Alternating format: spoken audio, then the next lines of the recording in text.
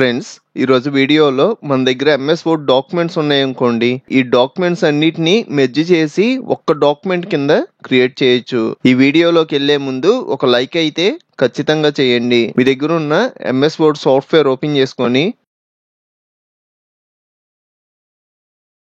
ఇక్కడ నేను ఒక న్యూ పేజ్ తీసుకుంటున్నా. ఇక్కడ బ్లాంక్ డాక్యుమెంట్ అని ఉంది కదా, దీని మీద క్లిక్ చేస్తున్నా.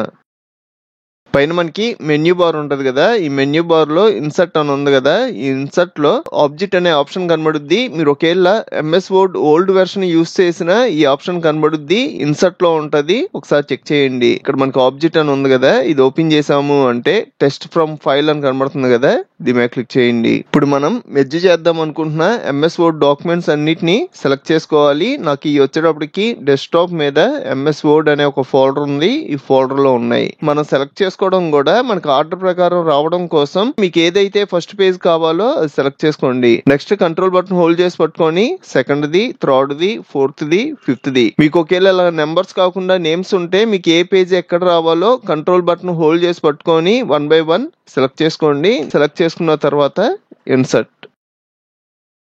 ఇప్పుడు మీరు అబ్జర్వ్ చేశారు అంటే నేను తీసుకున్న 5 పేజెస్ వచ్చేసినాయి.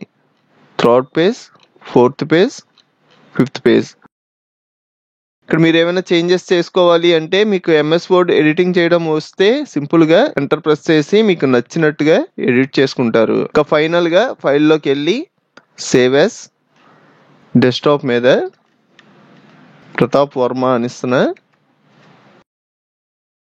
ఇదంతా కలిపి ఒక ఫైల్ కింద సేవ్ అయింది. మీకు ఇంకా చాలా కంప్యూటర్ ట్యుటోరియల్స్ కావాలి అంటే ఇప్పుడు మీరు చూస్తున్న వీడియో పైన కంప్యూటర్ ట్యుటోరియల్స్ ప్లేలిస్ట్ లింక్ ఇచ్చాను. ఇక్కడ క్లిక్ చేసి అన్ని ట్యుటోరియల్స్ చూడండి. అలాగే మన ఛానల్లో మనకి బాగా యూజ్ అయ్యే చాలా సాఫ్ట్వేర్లు ఫుల్ కోర్సులు చెప్పాను. ఒకసారి మన ఛానల్ కి వెళ్ళి చెక్ చేయండి. ఇంకో మంచి వీడియోతో మళ్ళీ కలుద్దాం.